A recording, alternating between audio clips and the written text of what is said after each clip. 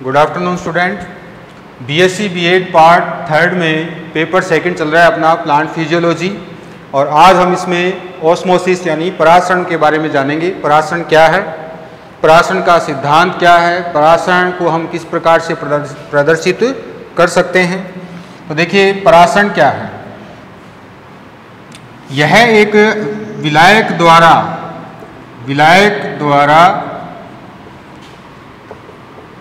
किया जाने वाला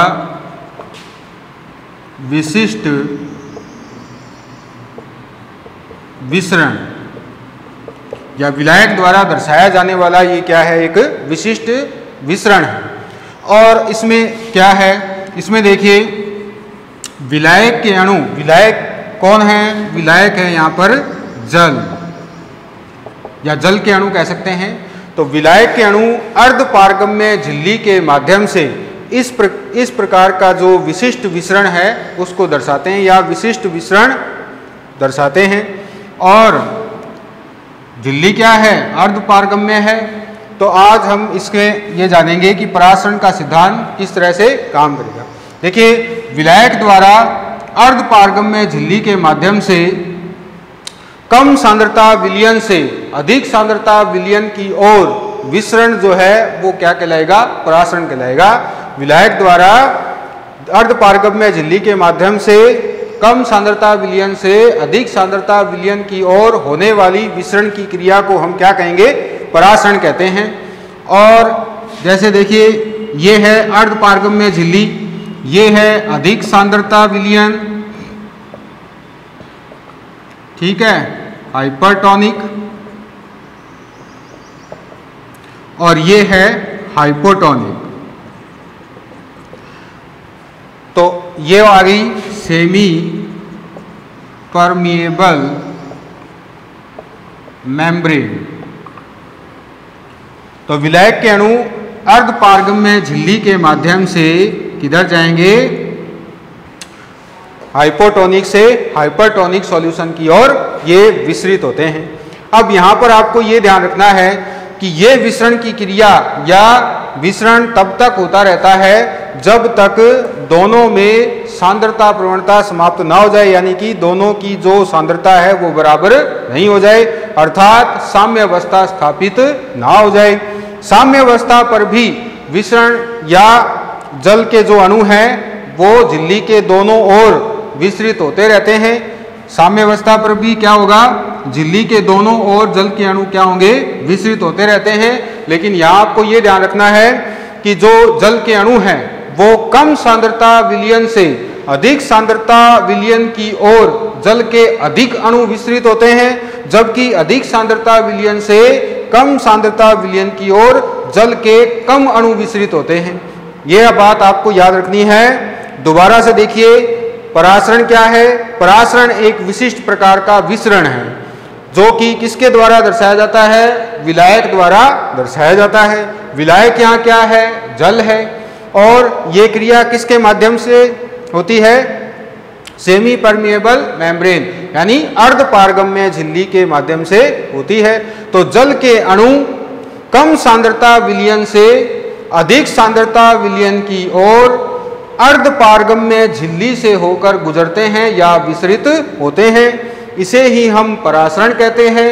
और परासरण की क्रिया में जल का विसरण झिल्ली के दोनों ओर होता रहता है, यानी इधर और इधर दोनों तरफ होता रहता है, परंतु कम सांद्रता विलयन से अधिक सांद्रता विलयन की ओर जल के अधिक अणु विसरित होते हैं, जबकि अधिक सांद्रता विलयन से कम सांद्रता विलयन की ओर जल के कम अणु विसरित होते हैं।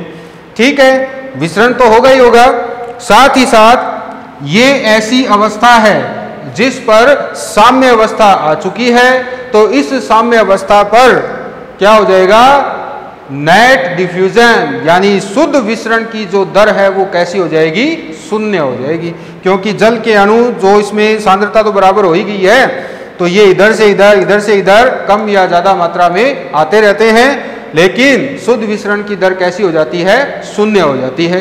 तो इस प्रकार से ये है विसरण की, ये जो परासरण है इसको हम बता सकते हैं। साथ ही साथ आपको ये भी ध्यान रखना है ये तो बात थी कम सांद्रता विलयन से अधिक सांद्रता विलयन की ओर। अगर विलायक खुद की अगर बात की जाए तो विलायक या जल के अणु अपनी अधिक सांद्रता से कम सांद्रता की ओर अर्धपारगम्य झिल्ली से होकर गुजरते हैं या विसरित होते हैं।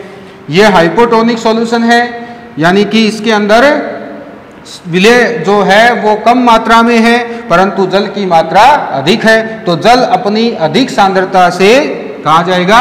कम सांद्रता की ओर जाएगा। तो ये है परासरण। अब परासरण को हम प्रदर्शित कैसे करेंगे वो मैं आपको बताऊंगा,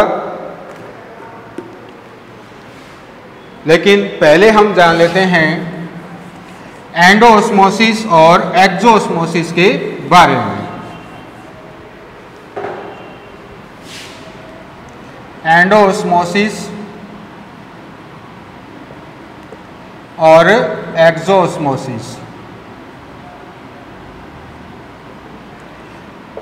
अंतःप्रासरण और बहिर्प्रासरण। ठीक है, तो जो पादप की कोशिकाएं और उत्तक हैं उनमें जब जल अंदर की ओर प्रवेश करता है तो वो कहलाता है एंडोऑस्मोसिस यानी परासरण। और जब पादप उत्तकों या कोशिकाओं से जल बाह्य वातावरण में आता है तो उसको हम कहेंगे एक्सोऑस्मोसिस यानी कि बहिर्प्रासरण।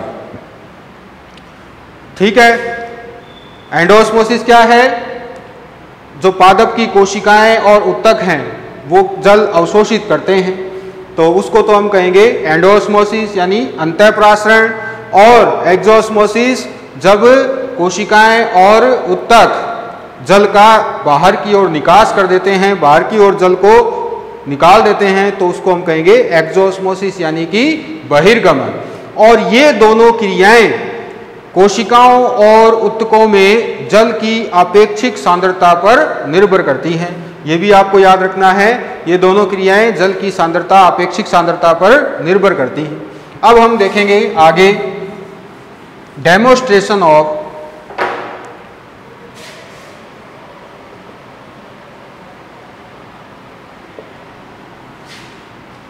ऑस्मोसिस। ऑस्मोसिस यानी परासरण को हम दर्शा कैसे सकते हैं और ऑस्मोसिस परासरण को प्रदर्शित करने वाली जो क्रिया है वो हम देखेंगे क्या है। देखिए, हम लेते हैं एक थिसल कीप, ये है थिसल कीप।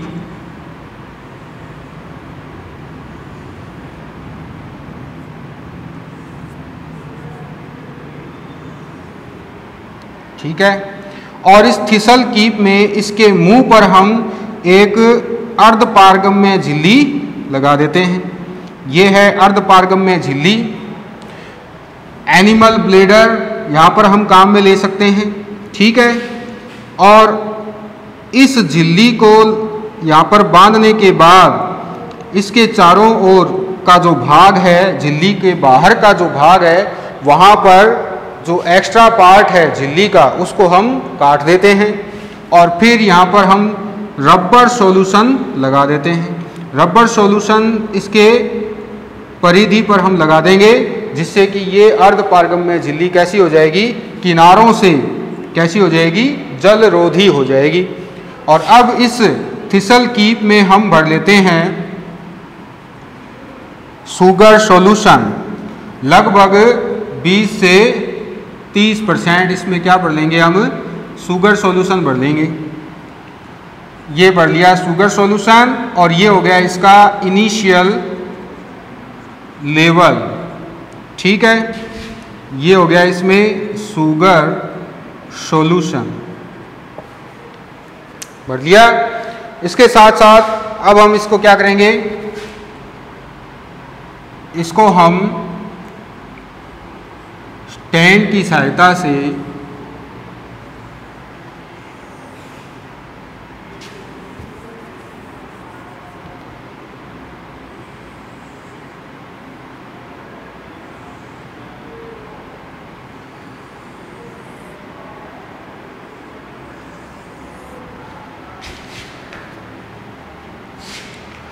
अब इस थिसल कीप को हम रख देते हैं जल से भरे बीकर में। ठीक है, ये हो गया जल का भरा हुआ बीकर, ये रहा जल।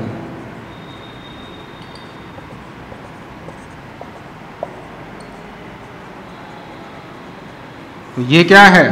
ये है H2O यानी जल। अब देखें हम इसमें हमने क्या किया, एक थिसल कीप ली।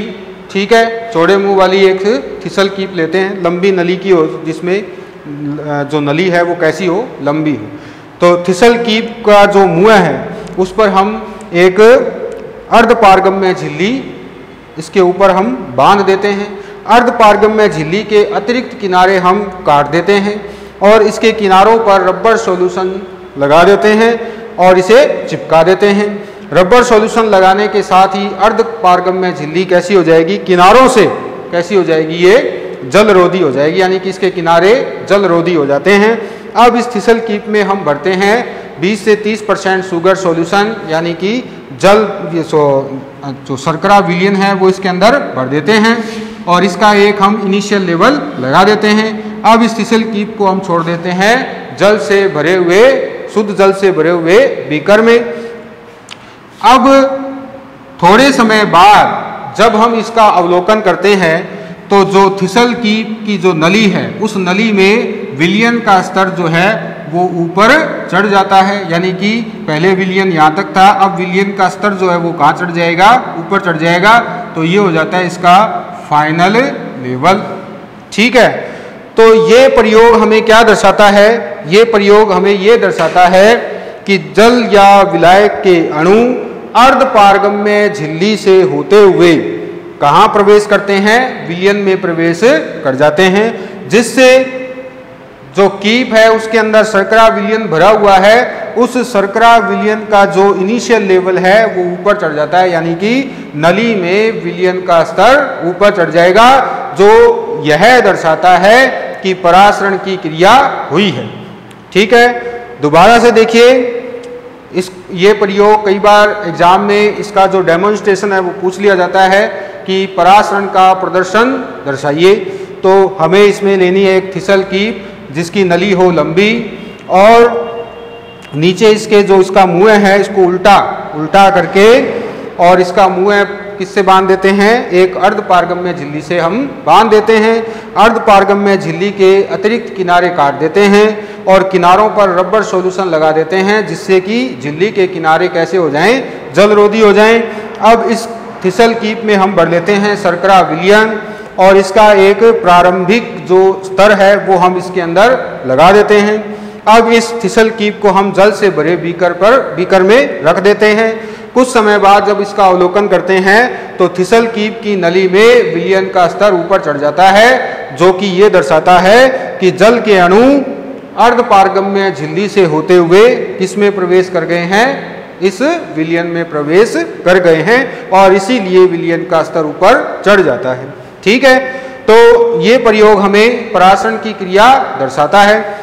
अब इसके अंदर ही हम अगर जल जो है यानी कि बीकर में जो भरा जल है उसके अंदर अगर हम शर्करा का अवलोकन करना चाहें या शर्करा की मात्रा अगर हम ज्ञात करना चाहें तो इसके अंदर शर्करा की मात्रा हमें नहीं मिलती है। वो इसलिए नहीं मिलती है क्योंकि अर्धपारगम्य झिल्ली विलय के कणों के लिए कैसी होती है, अपारगम्य होती है।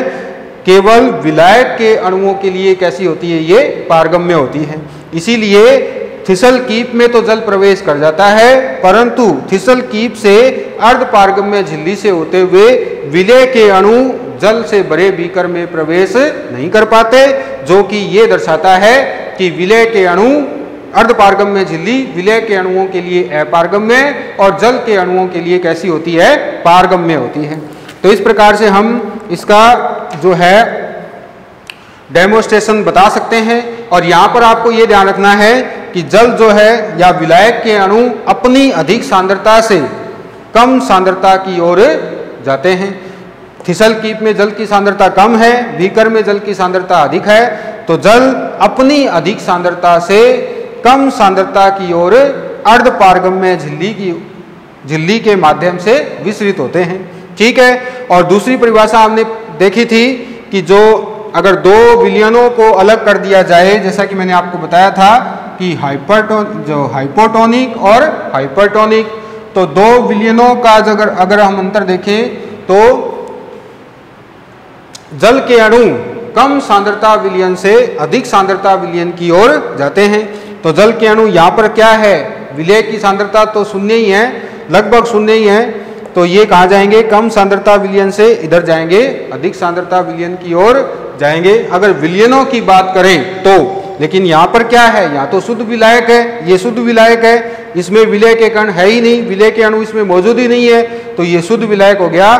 तो इसके आधार पर हम परिभाषा क्या बताएंगे, इसके आधार पर हम परिभाषा बताएंगे कि जब विलायक के अणु अर्धपारगम्य झिल्ली के माध्यम से अपनी अधिक सांद्रता से कम सांद्रता की ओर विसरित होते हैं तो उसको हम क्या कहेंगे, परासरण कहते हैं। आगे हम बात करेंगे इसके अंदर परासरण दाब की।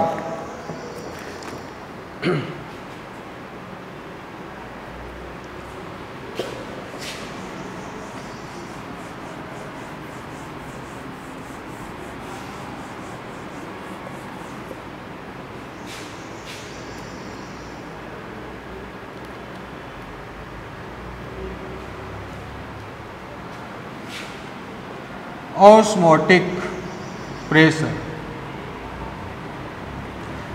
देखिए सबसे पहली बात तो ये ऑस्मोटिक प्रेशर एक तरह का क्या है, द्रवस्थितिक दाब है। ये एक तरह का क्या है, द्रवस्थितिक दाब है। या इसे हम ऐसे भी बता सकते हैं कि वह दाब जो परासरणी सक्रिय विलयन में उस समय उत्पन्न होता है जब इसे शुद्ध विलायक से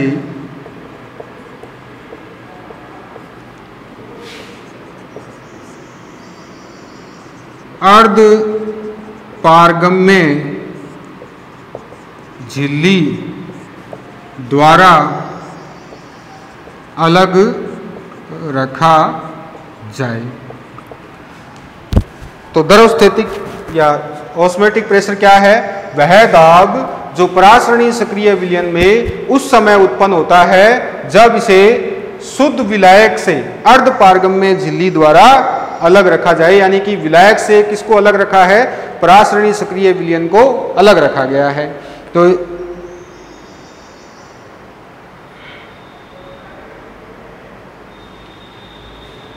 ठीक है, अब होगी इसमें परासरण की क्रिया। तो परासरण की क्रिया के फलस्वरूप साम्य अवस्था आ जाएगी। ठीक है, क्योंकि विसरण की क्रिया कब तक होती रहती है, जब तक साम्य अवस्था ना आ जाए। तो साम्य अवस्था तक विसरण की क्रिया चलती रहती है और जब साम्य अवस्था आ जाती है उस वक्त परासरणी सक्रिय विलयन में एक दाब उत्पन्न होता है जिसे हम द्रवस्थितिक दाब कहते हैं। और वह द्रवस्थितिक दाब विलायक के अणुओं को अर्ध पारगम्य झिल्ली के माध्यम से विलयन में प्रवेश करने से रोकता है। सीधी सी बात यह है कि द्रवस्थितिक दाब या परासरणी दाब हम उसको कहेंगे जो परासरण सक्रिय विलयन में तब उत्पन्न होगा जब इसमें परासरण की क्रिया होगी। परासरण की क्रिया के फलस्वरूप साम्य अवस्था आ जाएगी। तो साम्य अवस्था पर जो दाब है वो क्या करेगा, परासरण दाब क्या करेगा या द्रवस्थितिक दाब क्या करेगा, साम्य अवस्था पर विलायक के अणुओं को अर्ध पारगम्य झिल्ली के माध्यम से विलयन में आने से या विलयन में प्रवेश करने से रोकता है। तो उसे ही हम कहते हैं परासरण दाब। दोबारा से इसकी परिभाषा देखें।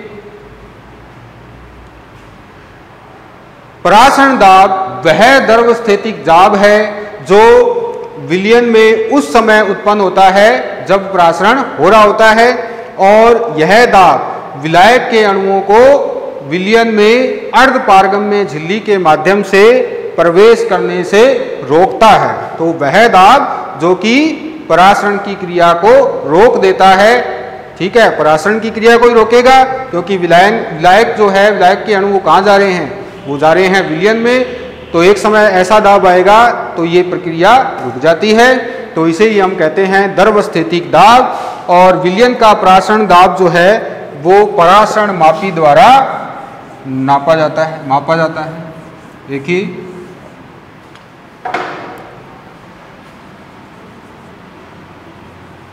ऑस्मोमीटर।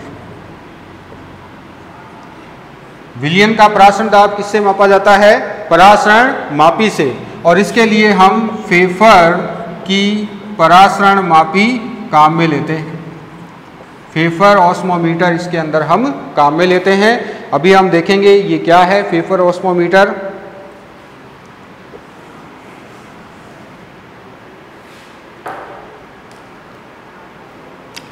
देखिए, ये होती है एक पार्सिलोन की बनी प्याली, इस तरह से होती है। ये ज़्यादा ही बड़ी होगी कुछ,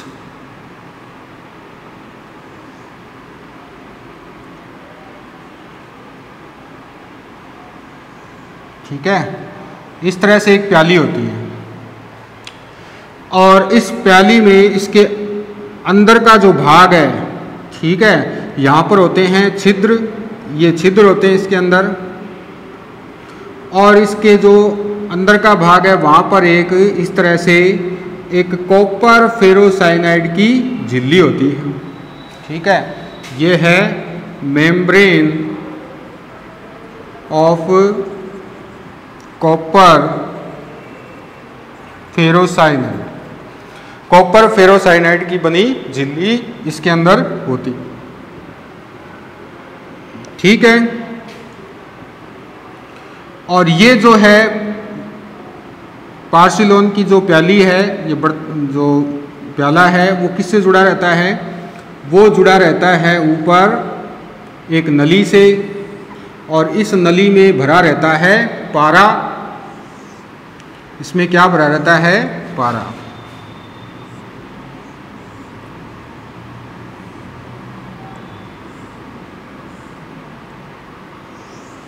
और ये जो नली है ऊपर मैनोमीटर से जुड़ी रहती है,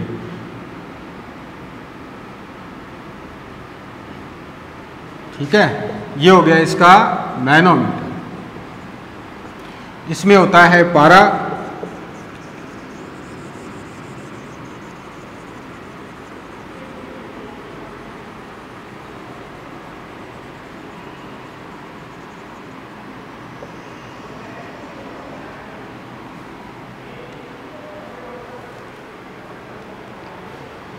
अब इसके अंदर हम यहाँ पर इसको हम क्या करेंगे, एक जल से भरे बीकर में रख देते हैं, ठीक है। ये हो गया जल से भरा हुआ बीकर। जल से भरे बीकर में रखने से पहले इस प्याली के अंदर हम अज्ञात परासरण दाब वाला क्या भर देते हैं, विलयन भर देते हैं, ठीक है। सॉल्यूशन ये इसके अंदर है। ये हो गया वाटर, ठीक है, ये हो गया जी, और ये हो गया मैनोमीटर, ठीक है। तो देखिए, परासरण मापी, फेफर की परासरण मापी इसको हम कहेंगे। इसके अंदर क्या होता है, एक पार्सिलोन की प्याली होती है, ठीक है, जिसका जो भीतरी किनारा है उस पर अर्धपारगम्य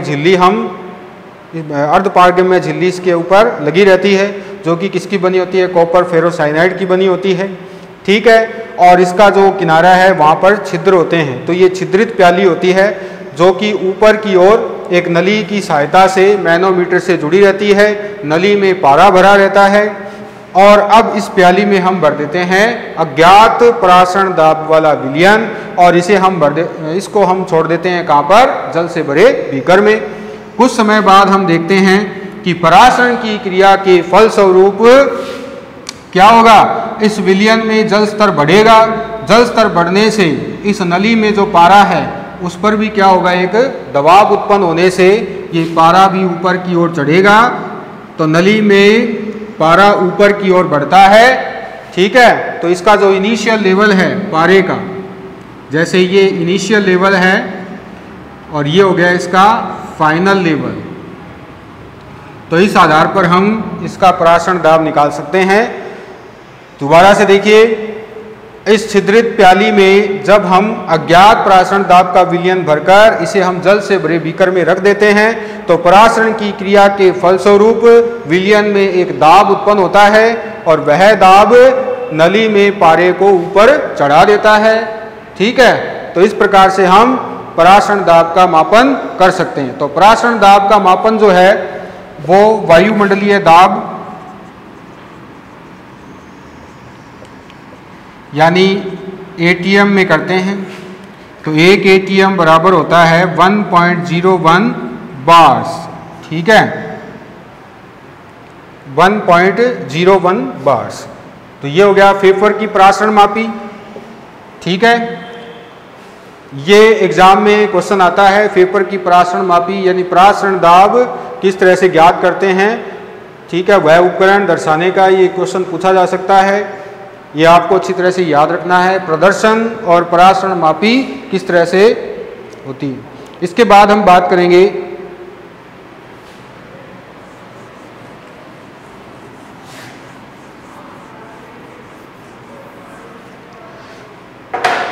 परासरण दाब है क्या। परासरण दाब जो है वो अणुओं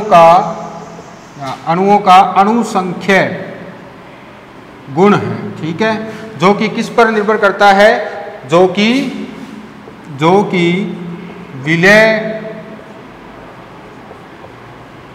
अणुओं की सांद्रता के समानुपाती होता है।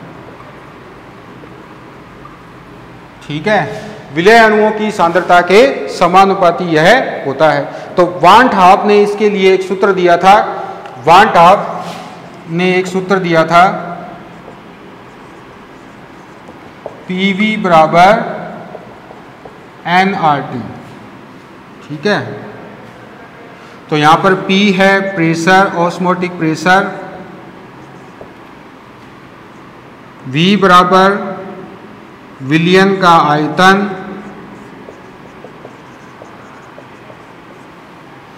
R बराबर गैसीय स्थिरांक जो कि होता है 0.082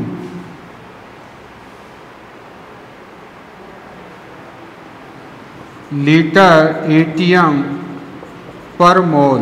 ठीक है, ये होता है। और T बराबर होता है टेम्परेचर। तो 0 डिग्री सेंटीग्रेड या 273 केल्विन तापमान पर 1 लीटर विलयन का 1 मोल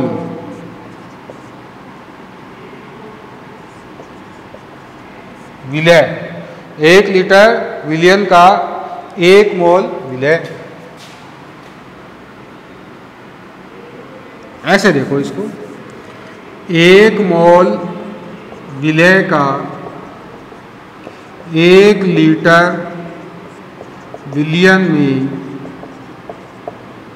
0 डिग्री सेंटीग्रेड या 273 केल्विन तापमान पर परासरण दाब क्या होगा। तो ये हो जाएगा 1 × 0.082 × 273 और ये आता है 22.4 एटीएम या फिर आता है 22.7 बार। ठीक है, आगे हम बात करेंगे इसके अंदर